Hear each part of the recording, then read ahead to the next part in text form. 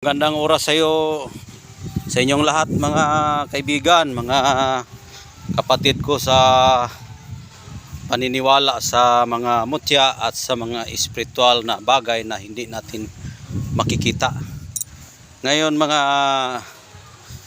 kaibigan kong mga tagapag tingin sa aking video ay magandang umaga sa inyong lahat. Ngayon po ay hindi muna ako maghanap ng mutya, pero isurvey ko yung lugar na kung saan ko kinukuha yung mga mutya ko, at dinala ko itong aking bingwit na pang hold na at panghatak ng mga mutya na aking kinukuha palagi.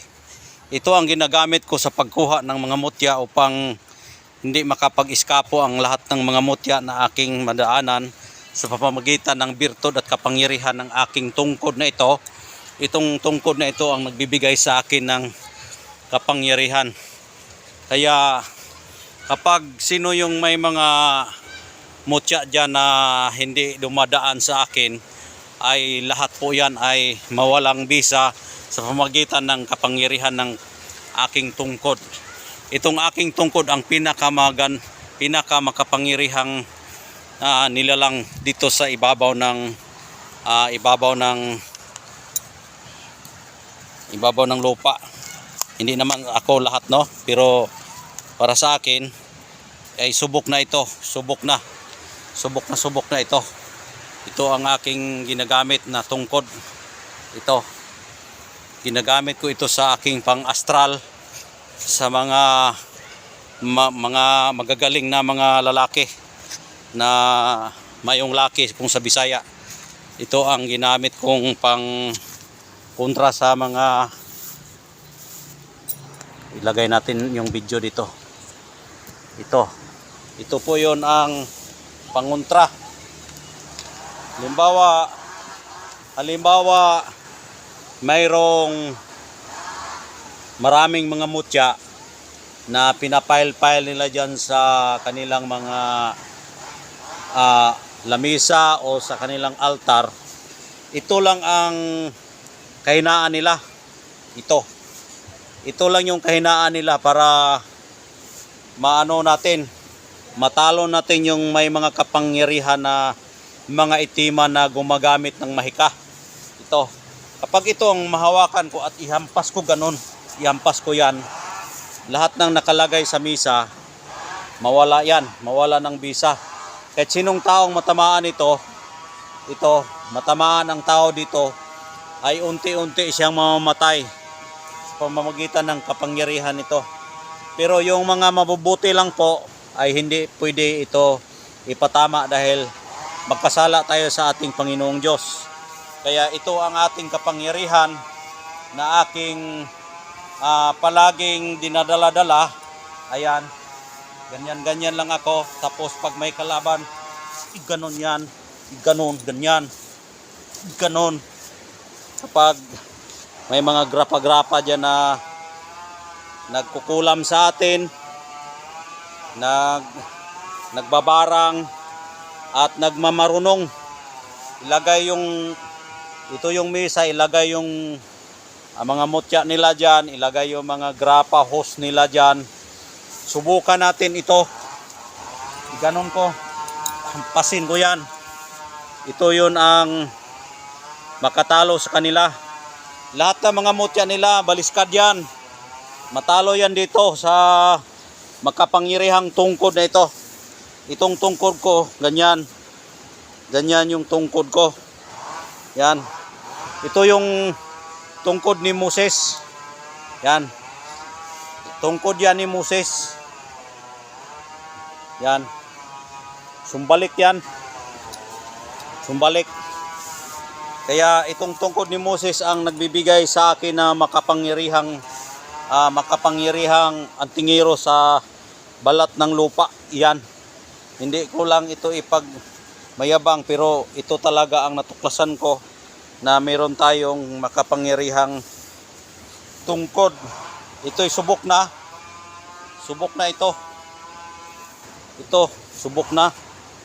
Kaya yung mga masasama dyan, Kapag hampasin natin dito sa aking tungkod, mawala yan. Wala. Ganon lang yan. Ganon.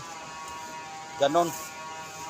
Ihampas lang yan. Lahat ng mga masasamang loob dyan, ihampas ko ito sa kanila.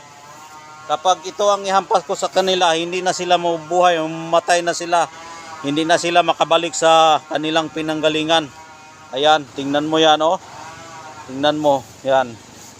Ayan, tingnan mo. Yan. Noon pa ay maraming gustong tumingin ito. Maraming gustong tumingin ito. Pero hindi ko pinatingin at hindi ko pinahawakan ito. Dahil kapag mahawakan nila ito, matutunaw sila. Matutunaw sila dito. At ito palagi kong hinahawakan kapag ako maghahunting ng mutya. Kapag maghunting ako ng mutya, magpapakita sa akin yung mga mutya nakin. Magpapakita sa akin. Dahil sa pamamagitan ng tungkod na ito. Parang tungkod ito ni Moses. Parang tungkod ni Moses. Pero hindi ito tungkod ni Moses, no? Kanina sinabi kong si Moses, pero hindi ito tungkod ni Moses. Ito ay parang. Ibig sabihin, hindi siya tungkod ni Moses. Parang tungkod ni Moses. Hindi siya tungkod. Ito'y nakukuha ko ito sa bukid. Doon sa bukid. Pakita ko sa inyo yung bukid. Andon. Pakita ko sa inyo yung bukid. Ayan, bukid. Kahit ito, bukid yan. Ito, bukid dito. Ito, bukid. Ito, pag mayroong mga kalaban na paparating, hindi man ako gumamit ng kahit anumang patalim. Ito lang, ihampas ko. Walang ano dito, walang kublan, walang mga magagandang loob na mga lalaki dito. Oh, tingnan mo. Oh, yan oh. Itong saging, no? Ito, kunwari, ito yung katawan ng tao. Ito, kunwari ito, no? Oh. Ito yung katawan ng tao. Madali lang yan. Madali lang yan. Iganon lang yan, oh. Ganon lang, oh. Ganon lang. Ganon lang. Madali lang yan sila patayin. Yung mga masasamang tao. Madali lang yan papatayin. Yan, oh. Tingnan mo yung tubig, oh. Ayan, oh. Yung tubig, oh. Lumabas dito.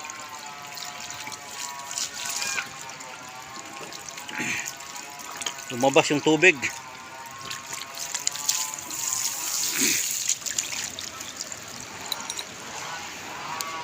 Kanina pa siguro ito nag-agos yung tubig diyan. Yan. Kaya lahat ng mga kublan na hindi tatablan ng bala, hindi tatablan ng mga itak, hindi matamaan, lagot kayo dito sa aking garote.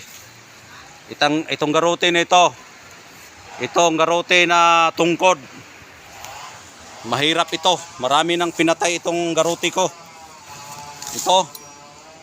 Itong garote ko, marami na itong pinatay. Yan, oh. Tingnan nyo.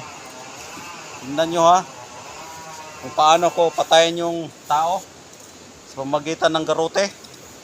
Pag may mga kublan dyan, yung mga kublan na hindi matablan ng bala, hindi matamaan, huwag kayong lumapit sa akin. Dahil kapag hawak ko to, huwag ka lang magtalikod. Kasi kapag magtalikod ka, ito ang ihampas ko sa'yo. Hindi ka na isang bisis ka lang matamaan ito. Patay ka talaga. Ito, tingnan mo. Tingnan mo, ha. Tingnan mo. Tingnan mo mabuti. Tingnan mo. Ganituhin ko yan. Oh. Ganituhin ko yan, oh. Ganituhin ko yan, oh. Ganun. Ganun. Ganun. Ganon, hinaan ko lang yung paghampas ko, hinaan ko lang. Pag matamaan dito sa aking garote, kahit hinaan ko lang, yung tao, dandahan yan mamatay. Yung mga tao na mga masasamang mga antingero, yung masasamang ugali na mga taong naghahabol lang ng pera, kapag ito ang ihampas ko sa inyo, tingnan nyo, dandahanin kayong mamamatay dito. Pero yung mga antingero lang na mga masasama, pero yung mga mababait na antingero, Kapag ito ang ihampas ko, lalong lumalakas yung kapangyarihan nila. Kaya kung sino yung mga antingero na gustong magpa-bless at gustong lumakas ang kanilang makapangyarihang gamit, magpahampas kayo dito para lalo kayong lumakas. Pero yung mga tao na yung mga tao na masasama, kapag ito ang ibunal ko sa inyo, hindi maabot 3 months, mamamatay kayo dahil alam ng Panginoon na kayo ay masasama. Pero kung ikaw ay mababait ng tingero, kapag ito ang ihampas ko sa inyo, lalo kayong lumalakas, bibigyan kayo ng biyaya ng ating Panginoong Hesukristo. Ayan po ang tandaan ninyo. Kaya lahat ng mga antingero na mga mababait, shout out sa inyo lahat. Salamat na hanggang ngayon ay nandyan pa rin kayo. Sana magkatotoo na kayo talaga ay tunay na antingero. Huwag kayong gumawa ng masama, dahil kapag gumawa kayo ng masama, kapag matamaan kayo dito sa aking tungkod, hindi maabutan 3 months, mamatay kayo. Dahil unti-unti kayong kainin sa aking makapangyarihang tungkod. Ayan. Hanggang dito na lang po. Maraming salamat. Sana magpakabait kayo para tataas ang buhay ninyo. At huwag kayong mag-alala. Lahat ng aking mga followers at sinong nakatingin ito, tataas ang buhay ninyo. At kung sino yung tumingin na peke yung pagtingin sa video na ito, tingnan nyo, hindi kayo maabutan ng 3 months, unti-unti kayong mamamatay. Tandaan nyo yan, dahil nahawakan ko na yung makapangyarihang gamit na binigay sa akin ng aking Panginoon. Ayan po, tandaan nyo, maraming salamat. At God bless po sa inyong lahat na mga mababait, yung mga masasama, God bless pa rin kayo. Pero hindi kayo maabutan 3 months. Kung makakita kayo ng video na masasama kayo, mamatay talaga kayo. Hanggang dito na lang, maraming salamat. God bless po yung lahat.